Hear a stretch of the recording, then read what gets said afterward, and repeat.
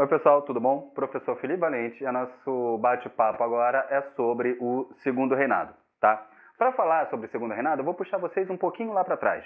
Vamos falar sobre a opção pelo Império. Naturalmente eu estou colocando aqui um monte de aspas nessa opção, porque não foi uma escolha assim, de repente, vamos fazer um Império? Não, foi um jogo político muito mais complexo. Só que para ficar mais fácil aqui a gente vai falar opção pelo Império. E por que que no período da nossa independência houve essa opção pelo Império, enquanto as outras nações da América Latina se tornaram repúblicas independentes e fragmentadas? Enfim, a América Espanhola ela tem um destino diferente da América Portuguesa. Uma das razões para essa opção pelo Império era a manutenção da unidade territorial. Imaginava-se que o Império seria capaz de manter a unidade territorial, não trazendo as fragmentações que ocorreram na América Espanhola, tá? E essa unidade territorial era uma obsessão dos políticos, sobretudo do imperador Dom Pedro I, né, do próprio Dom João VI, era uma obsessão manter essa unidade territorial. E a busca pela unidade territorial é o que nos interessa agora para entender o Segundo Reinado. Por quê?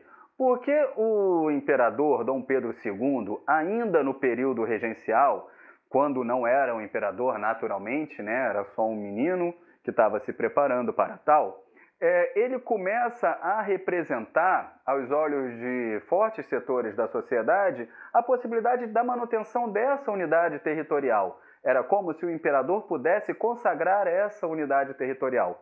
Mas em que contexto isso acontece? Você vai lembrar que o período regencial ele é marcado por uma série de conflitos. Conflitos muitas vezes motivados pela pobreza, conflitos motivados pelas pessoas e promovido pelas pessoas mais pobres, como a cabanagem no Pará. E isso você vai pensar que assusta as elites que comandam o país. Então, eles imaginam, né, esses grupos políticos que se assustam com movimentos como a cabanagem, vão imaginar o quê? Vão imaginar que a figura do imperador ela pode representar uma forma de você superar esses conflitos políticos. Você sabe também que o período regencial ele é marcado por fortes movimentos separatistas, tá? Como no Rio Grande do Sul. Pensava-se também que o imperador poderia manter a unidade territorial sendo forte frente a esses movimentos.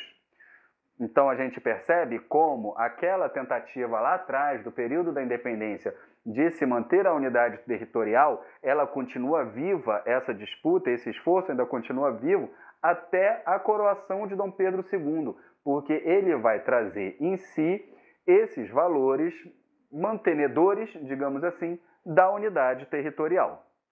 Ok? Mas quem era esse imperador que imputou-se tantas coisas sobre ele, que a sua redução da maioridade, né, ela vai ser um elemento de manutenção da identidade nacional, da unidade territorial, da paz? Quem era essa pessoa? Eu acho que vale a pena a gente voltar um pouquinho lá atrás e falar sobre a infância do imperador, tá? O imperador Dom Pedro II, segundo o antropólogo Roberto da Mata, ele não nasceu, ele foi fundado. Ou seja, o que essa colocação ela mostra para a gente? Ela mostra que Dom Pedro, tá, ele não tinha uma vida normal de um menino da sua idade. Ele desde cedo foi pensado como uma instituição. Ele nasceu para representar, para ser um símbolo nacional, para ser um símbolo do império. Então, o seu cotidiano era muito marcado com isso. Já garotinho, ali aos 7, 8 anos, ele acordava muito cedo, 4, 4 e meia da manhã ele já estava levantando, participava da missa, depois ele tinha uma série de compromissos oficiais, participava de reuniões de Estado, tinha aulas sobre política, sobre economia, sobre governança. A sua família, a gente lembra que ele já não tinha os pais falecidos quando entra na adolescência, eram suas irmãs, as pessoas mais próximas, e ele tinha ali um tempo muito restrito depois do almoço para poder ficar com elas e voltava para as suas atividades. Por que eu estou entrando em tantos detalhes sobre a vida do imperador? Para que a gente possa ter marcado na nossa cabeça que desde cedo Dom Pedro II ele já foi, digamos assim, projetado para atender às demandas políticas do país, tá? Se a gente pegar as imagens da infância do imperador, as pinturas, sempre eu tenho um símbolo nacional, sempre eu tenho as cores da nação, porque esse, por mais que seja descendente de austríacos, ele andava pelas ruas do Rio de Janeiro destoando da população, ele era mais alto, ele era mais loiro, ele tinha a pele mais branca, mas mesmo esse imperador com esse fenótipo, ele era a representação da unidade territorial, ele era a representação de um projeto de nação. Mas por que era tanto imputado isso a ele? Vamos lembrar que Dom Pedro I, seu pai, ele era português, e isso deixou a experiência da independência muito sob suspeita. Ora, um imperador português, com generais portugueses, com uma cúpula portuguesa, a qualquer momento a gente pode passar por um processo de recolonização. Então, agora, o fato de você ter um imperador brasileiro seria a concretização de um projeto nacional, que a gente precisa ficar atento, que ele não aparece só nos discursos ou nos jornais, ele aparece em todo o aparato estético que o segundo reinado traz. As procissões, as roupas, as festas, as imagens de Dom Pedro quando criança, as reuniões familiares, tudo tinha que ter um caráter de Estado, tudo tinha que ter um caráter de nação. Inclusive a própria coroação, que ela foi projetada para representar, para lembrar uma coroação europeia, mas ainda assim foi um governo que trouxe muitas marcas nacionais, muitos elementos nacionais à sua dinâmica, né? Uma expressão que a gente usa, o modus operandi, ou seja, o jeito de funcionar dessa monarquia. Dom Pedro II foi também um imperador que conseguiu apaziguar muito, em grande medida, as forças políticas contrárias no Brasil. O sistema de parlamentarismo brasileiro, que foi ironicamente chamado de parlamentarismo às avessas, porque você tinha o imperador praticamente escolhendo o parlamento, diferente do que acontece na Inglaterra, onde o parlamento tem muita força, né?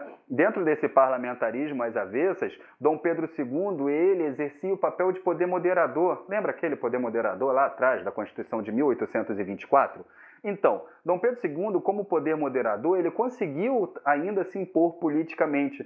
E o sistema de rotatividade da Câmara, que só passavam 3 anos ali os parlamentares, fez com que os grupos políticos se apaziguassem. É simples, eles ficavam no poder, eles revezavam o poder, então ele deu uma acalmada no jogo político. É também do período do crescimento do café, e a gente tem também uma participação do imperador nesse sentido, porque Dom Pedro II ele percebe as movimentações lá pela Europa, Paris tomando muito café, era moda, e se vai ser moda em Paris, é moda no mundo inteiro. Vai ser esse período no Brasil muito investido, ou seja, muitos recursos, muita atenção vai ser investida no café. E o café ele acaba gerando uma produção de capital que possibilita, entre outras coisas, o surgimento das indústrias, ou seja, é dentro desse período e dentro do capital produzido pela produção de café que você cria os alicerces para a industrialização brasileira. O café, ele traz infraestrutura. Pensa comigo, você tem que levar o café lá do Vale do Paraíba para Santos, então você precisa de estrada de ferro. Estrada de ferro traz estruturas de cidades onde você tem as estações. Então, é um período de digamos assim, de um fervor estético muito grande, onde você tem um imperador desfilando pelos trópicos, por mais que muitos diziam que isso era totalmente anacrônico, um imperador desfilando no meio de repúblicas, mas era um período que ainda existia um fortalecimento dessa figura, dessa imagem central do imperador, mas, sobretudo, um período de grandes transformações no Brasil. O período imperial, ele coloca o Brasil, muito embora ele acabe em 89 com o golpe republicano, mas é o período imperial que vai colocar o Brasil no século XX, que vai trazer o Brasil para o século XX e para todas as transformações que a República nos traz. Legal? Esse foi um bate-papo aqui sobre Dom Pedro II, sobre o Segundo Reinado. Bons estudos, espero vocês na próxima.